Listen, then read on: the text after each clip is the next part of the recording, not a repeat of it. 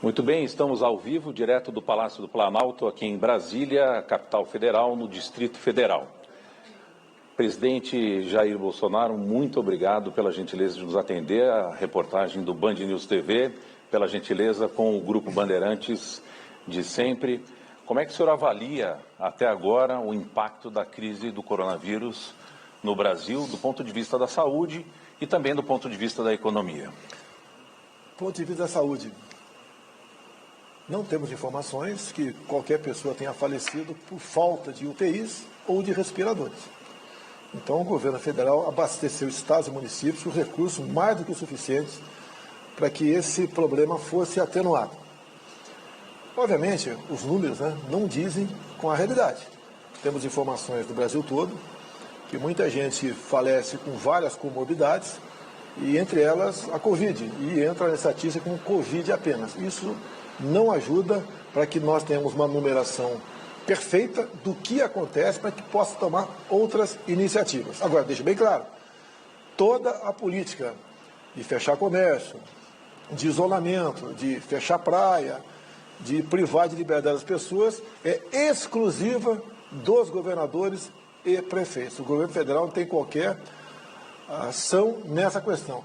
Infelizmente, porque eu gostaria de participar, o Supremo Tribunal Federal assim decidiu que deveria ser feito. Então, na questão da saúde, o Brasil está enfrentando, lamentamos as mortes, mas está enfrentando esse problema que aflige o mundo todo da melhor maneira possível. No tocante a empregos, desde o primeiro pronunciamento meu, eu apanho da grande mídia, quando eu falei que tínhamos dois problemas pela frente. O problema da vida e a questão do vírus. Ou melhor, a vida e a questão do desemprego. Muitos achavam que economia deixa para depois, vida não se salva, a economia pode ser recuperada. Estamos vendo agora que esse problema está chegando de forma muito forte. Não temos ainda a quantidade de desempregados no Brasil formais, mas na casa de alguns milhões. Os informais foram 38 milhões que perderam quase toda a sua renda, segundo a própria OIT.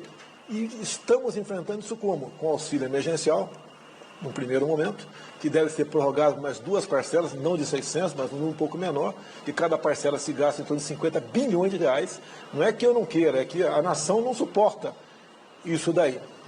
E a questão do emprego. Nós fomos o país, com toda certeza, que mais salvou empregos no mundo com as propostas de ajudar, em especial, as pequenas e microempresas. Presidente, ainda sobre a saúde. Muitos dizem que houve falta de diálogo. Como é que o senhor encara essa crítica, especialmente no trato com os governadores e com os prefeitos? Olha, a falta de diálogo existe sim, porque os governadores passaram a ser os donos dos seus estados e os prefeitos os donos dos seus municípios. Então o governo federal caberia apenas uma coisa, injetar recursos para lá. Por isso que faltou diálogo. Da nossa parte, por exemplo, desde o começo, não é que eu apostei, eu tinha as informações de fora, de dentro do Brasil, que a hidroxicloroquina estava dando certo, de forma não comprovada cientificamente. E não tínhamos outra alternativa. Então, eu joguei nessa questão, baseado em dados, em números, em relatos de médicos e pessoas que se curaram, para atenuar esse problema. Teve governador e teve prefeitos também que simplesmente proibiram a administração desse medicamento e não apresentaram uma alternativa. Então, a falta de diálogo houve por aí, que nem tinha mais interesse por parte de muitos governadores conversar comigo. Raros foram os governadores que conversaram. Por quê? O deles estava garantido que era o recurso na ponta da linha. O senhor foi um dos primeiros, se não o primeiro, a alertar para as dificuldades que poderiam afetar especialmente os mais carentes. O governo providenciou a ajuda do Corona Voucher. Como é que o senhor vê agora a ideia de uma renda mínima? É uma nova proposta do Paulo Guedes, que ele fala também em carteira verde e amarela, é algo parecido o seguinte: você pode trabalhar e seria um banco de horas, tantas horas, final do mês alguém vai dizer que pagou tanto para você. Se foi abaixo do salário mínimo, você ia ter um imposto de renda negativo. Ou seja, você ganhou R$500, você teria mais 10% que entraria numa conta específica para você. Essa é a ideia do Paulo Guedes, até para ajudar a voltar a economia. Porque se fala em CLT, direitos trabalhistas, Bacana, muito bonito, mas para quem emprega a dificuldade é enorme. Então, o que nós queremos é dar uma oportunidade para aqueles, esses exatamente informais, os 38 milhões, que nós sabemos agora que esse número vai crescer mais ainda, porque muita gente da classe média perdeu tudo, vai para a informalidade. Então a ideia é exatamente isso, é fazer pegar a economia. Não vai ser fácil, mas acredito na equipe do Paulo Guedes. O senhor acredita que vai ser possível prorrogar ainda essa ajuda do Corona Voucher por mais algum tempo? Uma ideia inicial, a quarta e quinta parcela, né, seria de R$300. Eu sei que é pouco, mas cada parcela de R$300 vai custar aos cofres públicos em torno de 25 bilhões de reais. Basta lembrar que o Bolsa Família custa em torno de 33 bilhões por ano. Então é um dinheiro que vai se somar à nossa dívida bastante grande que nós já temos. Há também uma preocupação com as pequenas e microempresas, presidente. Como é que o senhor está vendo essa questão? É possível fazer algo mais por esses pequenos e microempresários? Olha, nós temos feito o possível, tá certo? Não tem um valor específico aqui, mas está na casa de 100 bilhões de reais, ajuda para pequenos e micros empresários, que parte do salário é o governo que está pagando exatamente para que não houvesse demissões. Então é isso, essa proposta, com toda certeza, vai ser renovada por parte da equipe econômica. Interessa porque você faz a economia pegar para valer numa situação que nós nos encontramos, de dificuldade enorme, porque não é apenas pequena e microempresa. Os grandes empresários também perderam, porque o que eles produzem não é vendido na ponta da linha. O comércio foi fechado. No meu entender, foi o exagero, a forma como se tratou essa questão. E o preço vai ser alto. Eu dizia lá atrás, não pode o efeito colateral do combate ao vírus ser muito mais danoso do que o próprio vírus. E, infelizmente, estamos vivendo isso, mas acredito que temos saída para isso. Bom, os números estão começando a mudar um pouco com relação ao coronavírus. O senhor acredita que mais quanto tempo talvez a gente consiga ter um pouco mais de tração, um pouco mais de liberdade para poder voltar às atividades comerciais e econômicas? Olha, os números não são muito precisos ainda, né? A nova fórmula que nós adotamos, que foi muito bem feita pelo Pazuello, nosso ministro da Saúde, nós computamos agora os mortos naquele dia. As mortes que chegam dias anteriores, nós não descartamos, simplesmente computamos naqueles dias anteriores. Então a metodologia mudou e ajudou bastante. Baixou muito no Rio de Janeiro, Amazonas praticamente zerou, Roraima está bastante alto, e São Paulo, não sei porquê, está mantendo ainda esse nível. Tá? Talvez porque em diário oficial da União, do senhor governador do estado de São Paulo, de poucas semanas, está bem claro onde as causas indefinidas de morte devem ser acreditadas como se Covid fosse, talvez por causa disso. Agora, a tendência é diminuir como um todo, sim. Estamos notando isso aí. Bom, o país tem passado e atravessado diversas e sucessivas crises políticas, com algum conflito entre os poderes. Como é que o senhor analisa esse contexto desde o início do seu governo? Olha, é uma constância em fustigar o governo.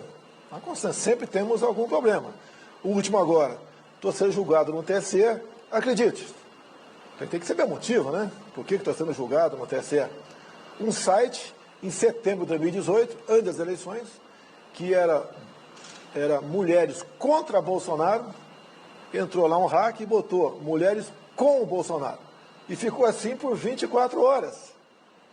Então, isso, segundo a denúncia que chegou ao TSE, influenciou nas eleições. E a chapa Bolsonaro-Mourão devia ser caçada. O que eu vejo no TSE?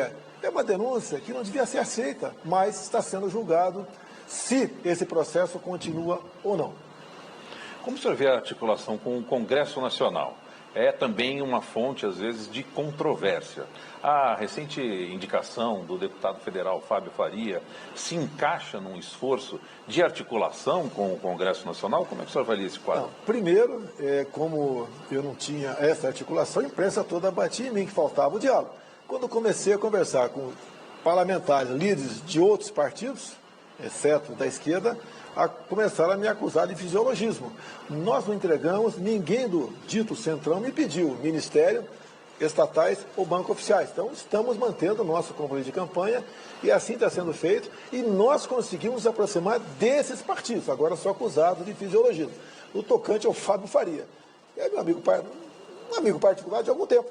Tá? Nós tínhamos a necessidade de melhorar nossas comunicações, não só a interna, bem como as comunicações como um todo no Brasil, o que interessa realmente. Tá?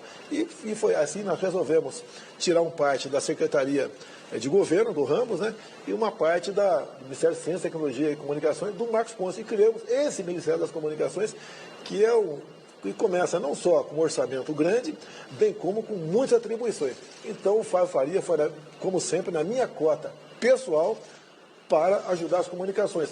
Alguns falam que eu botei um deputado lá, né? E isso não poderia acontecer. Lembro que a senhora Tereza Cristina é deputada federal por Mato Grosso do Sul e faz um excelente trabalho. Também o Marcelo Alva Antônio, no tocante ao turismo, estava fazendo um trabalho excepcional. Infelizmente, a questão do vírus diminuiu bastante o tamanho do turismo. Tínhamos, um tempo atrás, o Mandetta, depois nos deixou. Então, a questão de ter parlamentares não tem nada a ver com fisiologismo. Temos bons parlamentares e competentes. O Fábio Faria entende do assunto e acredito muito no trabalho dele. Qual será a grande prioridade para o Ministério das Comunicações? São várias prioridades, né? Uma ali é a comunicação do governo. O resto é compor no Brasil todo nessa questão, que afinal de contas as comunicações são muito importantes no nosso país. Rádios comunitárias, concessões, tudo isso aí vai passar pelo crivo dele e eu tenho certeza que fará um bom trabalho nessa área. Afinal de contas, né, as comunicações são importantes em qualquer país democrático. O senhor mencionou o ex-ministro Luiz Henrique Mandetta. Teve também a saída do ex-ministro Sérgio Moro. Como é que o senhor avalia essas duas saídas? Primeiro da saúde, que depois foi superada com a nomeação de Nelson Teich, agora Pazuello, e o desfecho da saída de Sérgio Moro. Foram crises? O senhor se arrependeu de alguma coisa? Como é que o senhor pode avaliar? O Mandetta é um bom comunicador. Ele tinha um excelente contato com uma mídia muito especial, conhecida por todos aí. E em cima disso, basicamente, ele ajudou a potencializar o pavor pregado junto à população que interessava para essa grande rede de televisão. Por isso ele passou a ser um queridinho daquela mídia e ganhou seu espaço. Só que, com o tempo, né, ele começou a se julgar mais importante que o presidente. E a última entrevista dele, que foi no Fantástico, gravada aqui em Goiás, ele disse que o povo, né, vai ter que decidir se ouve o presidente ou o ministro.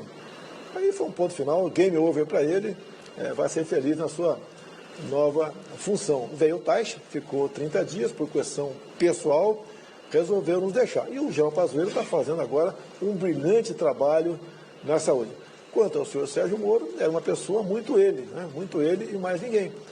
E daí a gente lamenta, porque as acusações que ele fez não colou, inclusive disse que a prova estaria naquela sessão, naquela reunião ministerial que foi gravada, que é comum eu gravar e destruir o chip, por sorte não destruir, e por azar, lamentavelmente, o ministro Celso de Mello resolveu tornar pública toda a sessão, que em parte agora causa um problema para a gente. Ou seja, uma reunião reservada, que foi aqui carimbada como secreta por nós, foi divulgada, por outro lado, no meu entender, sem a devida responsabilidade. Aí vem crise, mais uma nova crise pela frente, que deságua em cima do Ministério da Educação. Tá? Estamos buscando uma maneira de contornar isso daí. Sobre o Ministério da Educação, presidente, no final de semana o país voltou a registrar manifestações e protestos. Aqui em Brasília os protestos estavam proibidos e o ministro da Educação participou do protesto. Qual é a avaliação que o senhor faz desse contexto? Primeiro, eu não coordeno e nem convoco nenhuma manifestação. Todas as vezes que houveram manifestações e foram pacíficas de apoio ao meu governo, eu compareci aqui e cumprimentei o povo. O mínimo que eu poderia fazer. Quanto à participação do ministro no dia seguinte, né, num grupamento de pessoas, que não foi aquele grupo de pessoas que soltou os fogos para cima do Supremo Tribunal Federal, eu acho que ele não foi muito prudente participar dessa manifestação, apesar de, na hora de grave, ele ter falado ali. Mas não foi um bom recado, porque ele não estava representando o governo. Ele estava representando a si próprio. Então, como tudo que acontece cai no meu colo, mais um problema nós estamos tentando solucionar com o senhor Abraham Van Trauben. Com relação ao Supremo Tribunal Federal, o senhor mencionou também, existem 2 inquéritos correndo lá no Supremo. O senhor tem acompanhado esses processos? Como o senhor pode avaliar a tramitação desses inquéritos? O inquérito do ministro Alexandre de Moraes, Exato. Olha, a própria senhora Raquel Dodge pediu por 2 vezes seu arquivamento, por inconstitucionalidade. O atual PGR, Nelson Aras, também pediu o arquivamento. É um inquérito que serve para interesse apenas dele. Tá? Ele é a vítima, ele interroga, ele julga e ele condena. Isso não é justo, no meu entender, porque está aí à margem da legislação brasileira. Então isso é um foco de atrito. Até a busca e apreensão que foi realizada na casa de 29 simpatizantes meus, nenhum simpatizante da oposição, isso não soa muito bem no Estado Democrático de Direito. Isso, obviamente, né, é um foco de atrito que o Supremo tem que superar. Da minha parte, eu pergunto para você, pergunto para quem está me assistindo, onde é que eu provoquei em algum momento o Supremo Tribunal Federal? Onde é que eu fui a origem de problemas para o Brasil por posições minhas? Não existe isso aí. Não existe. Querer dizer, porque em manifestações tem um cara ou outro com a placa do AI-5, é digno de pena essa pessoa. Existe AI-5? Não existe mais atos institucionais. É a mesma coisa que levantasse uma faixa, pena de morte. Não existe pena de morte. É a mesma coisa, intervenção militar, artigo 142. Não existe intervenção militar. O artigo 142 nem precisava o senhor Luiz Fux, monocraticamente, atender um pedido do PDT. O partido tem ligação com o Partido Comunista Chinês, para dizer qual o papel das Forças Armadas. Como se o nosso alto comando das Forças Armadas fossem pessoas que não soubessem qual o seu papel numa democracia. E nós, militares das Forças Armadas, que eu também sou militar, somos os verdadeiros responsáveis pela democracia no nosso país. Nós jamais cumpriríamos ordens absurdas, mas também jamais aceitaríamos um julgamento político para destruir um presidente democraticamente eleito. Presidente, o senhor tem reiterado a manifestação de que não existe essa possibilidade de um golpe militar ou de uma intervenção militar. Porém, em alguns momentos, em algumas entrevistas de ministros ou de representantes do governo, vem a palavra mas e as pessoas acabam ficando em dúvida. O senhor pode esclarecer definitivamente isso? Sem problema nenhum. O próprio julgamento no TSE. Acabei de falar o motivo do julgamento, com todo respeito, Marcelo, sei que não devo fazer pergunta a você, mas me julgar por uma página que ficou fora do ar por menos de 24 horas, para caçar a chapa Bolsonaro-Mourão, é inadmissível isso daí. Isso, no meu entender, é começar a esticar a corda, é começar a alimentar uma crise que não existe da nossa parte. Outra, eu vou dar golpe. Como é que eu vou dar golpe se eu já sou o presidente da República? Se eu já sou o chefe supremo das Forças Armadas? Você viu algum momento eu falando em controle social da mídia, como acontecia em governos anteriores? Nunca se ouviu falar isso aí. Eu fui o presidente que mais se expôs junto à imprensa. Inclusive fazíamos aqui, periodicamente, uma reunião com todos eles. Até que alguns começaram a abusar. E quando eu falei no ouvido de uma pessoa uma questão e foi pego lá, e o pessoal resolveu potencializar e criticar por causa daquilo, acabou, não vamos dar mais entrevista. O que eu falo particularmente para alguém é entre eu e ele, ponto final. É como uma reunião de ministros. É inadmissível se externar, publicizar uma reunião de ministros, onde tratamos de assuntos específicos, né? E eu disse nos autos que eu poderia sim explicitar tudo o que eu falei, não o que os outros falaram, mas lamentavelmente entendeu de forma diferente o senhor Celso de Mello e uma pequena crise está instalada no Brasil, que eu espero que se resolva o mais rapidamente possível. Presidente, no ano passado o governo conseguiu avançar numa pauta muito importante que foi a reforma da Previdência. A reforma tributária e administrativa chegou a se conversar um pouco. Veio a crise e essas reformas ficaram de lado. O senhor acredita que é possível retomar essa pauta, uma pauta importante para o Brasil? A reforma tributária é complicada. Porque quando entra no parlamento, os interesses de governadores, de prefeitos, do próprio governo federal, de outros grupos, porque eu falo do Paulo Guedes, ele tem que ser uma reforma que possa ser aprovada. Tá? O Paulo Guedes está caminhando nessa direção, que a reforma perfeita nós estamos tentando há 30 anos, pelo menos, o tempo que eu estava dentro do parlamento, e não se consegue chegar a bom termo. A reforma administrativa também, o que eu tenho falado para a nossa equipe? Tem que fazer primeiro um bom trabalho de mídia, porque chega no final da linha algo completamente distorcido. Por exemplo, eu não estou acabando com isso, nós não queremos acabar com a estabilidade do servidor, mas a partir do momento que você bota na proposta que a partir de agora não vai ter mais estabilidade, o que chega para todos os 12 milhões de servidores do Brasil, que eu estou quebrando aí, eu estou aí acabando com a estabilidade deles. Então é um desgaste muito grande. Eu não estou preocupado com reeleição, mas nós devemos nos preocupar e atender os eleitores, o brasileiro, de forma honesta e justa, e não ser massacrado pela opinião pública por uma coisa que você não fez e não propôs. Então a guerra da mídia é importante, por isso o atraso no envio da reforma legislativa para o parlamento. Mas o senhor acredita que no segundo semestre será possível retomar essa pauta? O segundo semestre, eu acho que acaba em novembro, né? Porque as eleições devem se acabar. Então acabou o ano. Isso, com toda certeza, fica para o ano que vem. Presidente, vai ficar alguma lição grande dessa pandemia, dessa crise, que o mundo todo está enfrentando, não só o Brasil? O senhor acredita que fica algum aprendizado grande dessa crise? Fica, até pela forma como ela foi tratada. O Supremo Tribunal Federal, no meu entender, uma crítica que eu faço construtiva, errou ao dizer que cada Estado cuide da melhor maneira que lhe aprouver essa questão. Tinha que ter uma orientação governamental nesse sentido. Eu poderia, sim, fazer um conselho, uma reunião de 2, 3 por Estado, ficar de maneira permanente em Brasília e fazendo as políticas, né?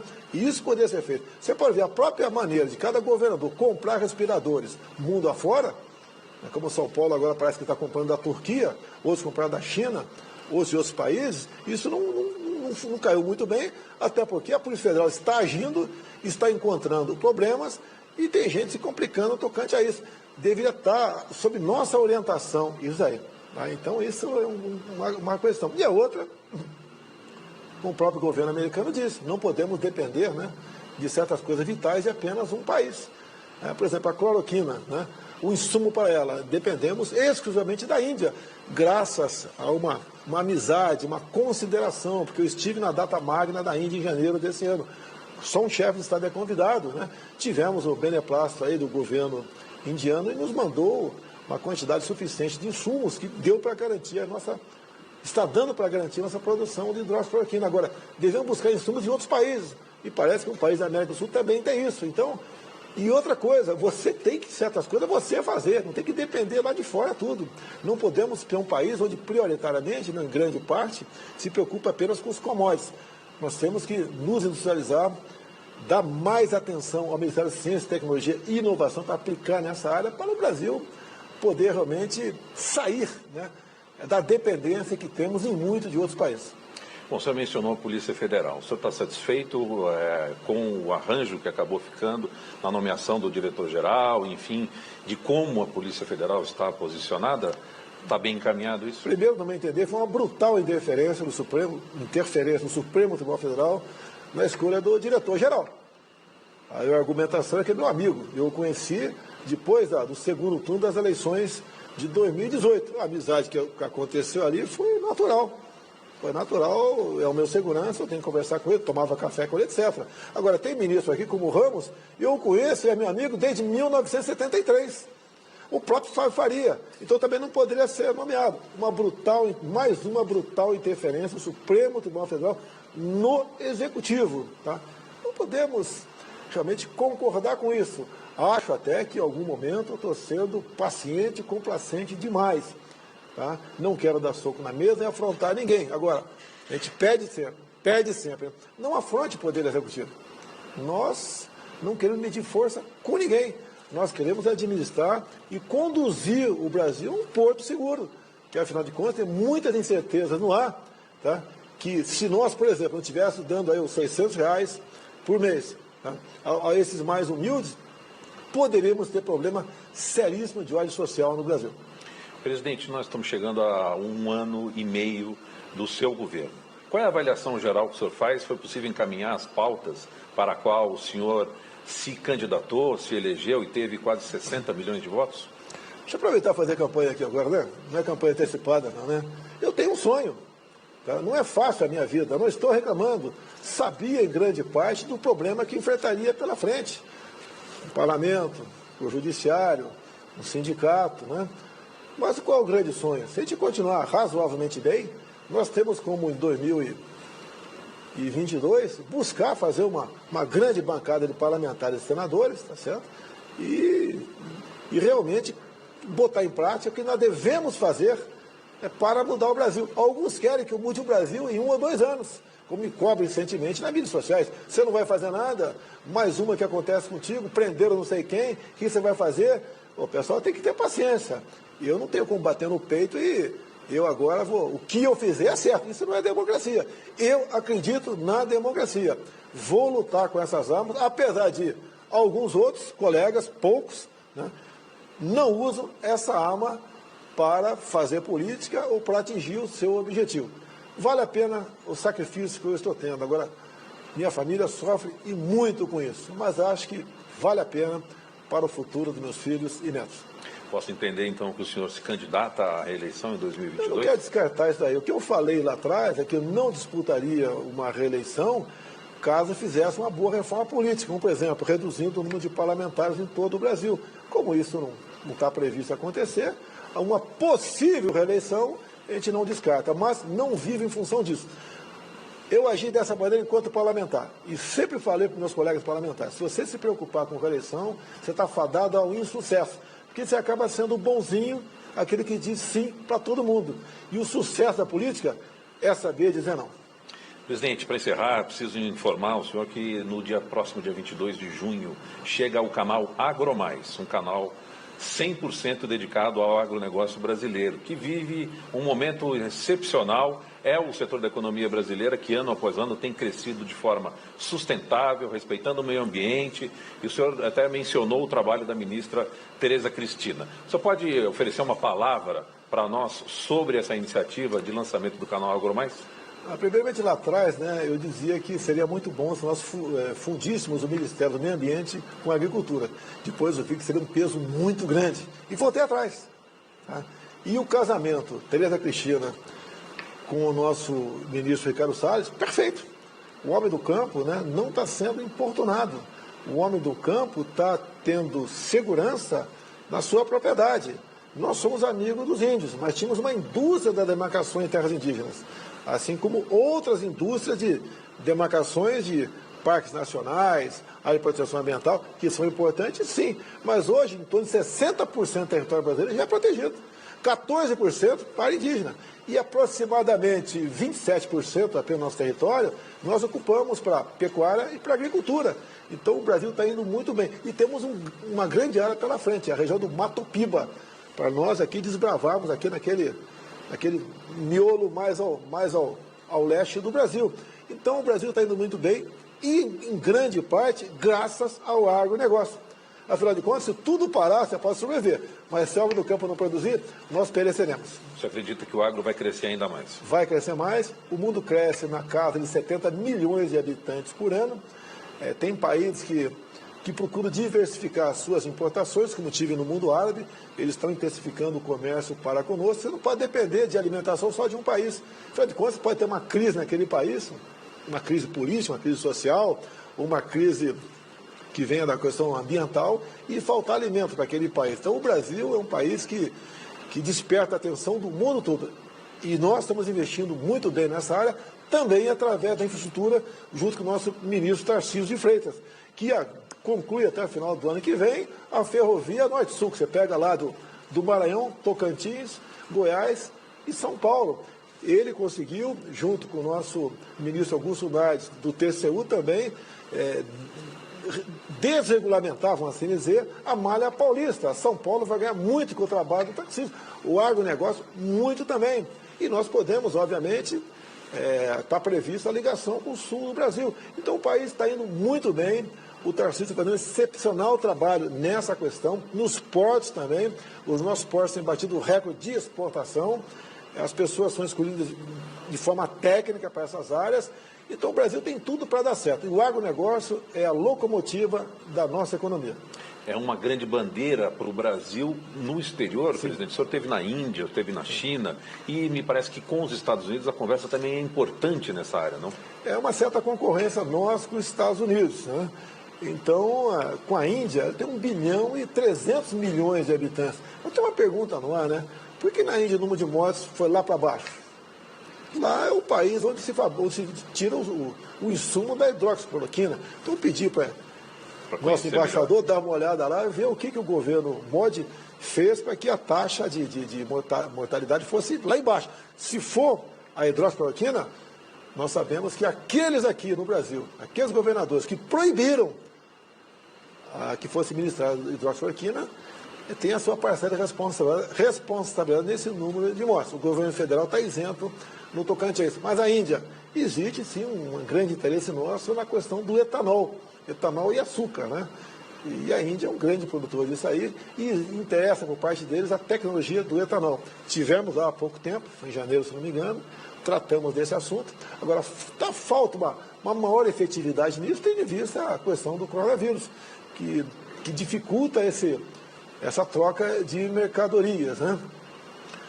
Hoje mesmo conversei com o presidente da Rússia, tratando de várias questões, carne de porco, carne de gado, entre outras questões. Então, não deixamos de fazer esse comércio com o mundo todo, interessa fazer o comércio com qualquer país do mundo, né, com raríssimas exceções, e estamos implementando isso aí. Em grande parte, esse trabalho de sapa, que eu chamo, né, o trabalho de vanguarda, vem do Ministério da Agricultura com a nossa ministra Tereza Cristina. Presidente, de forma democrática e cumprindo com a missão jornalística, o Band News TV estará sempre com microfones e câmeras abertas. Muito obrigado pela sua participação. Hoje, neste dia que a gente inaugura uma nova programação, o senhor foi muito atencioso, muito obrigado. E fica o convite já para voltar e trazer as outras novidades, a gente poder fazer um acompanhamento de como o Brasil tem se desenvolvido. Boa sorte a vocês. Vocês podem fazer bom uso dos nossos ministros, excelentes, excepcionais ministros, que podem trazer informações na ponta da linha que realmente interessa a todo o Brasil. Que a imprensa séria, aquela que realmente busca vender a verdade, é a que entrevista as pessoas, em especial ao vivo, como estou fazendo aqui agora. Muito obrigado. Muito obrigado ao senhor. Nós voltamos aos estúdios do Band News TV em São Paulo. Muito bem, Marcelo D'Angelo conversando com o presidente Jair Bolsonaro ao vivo.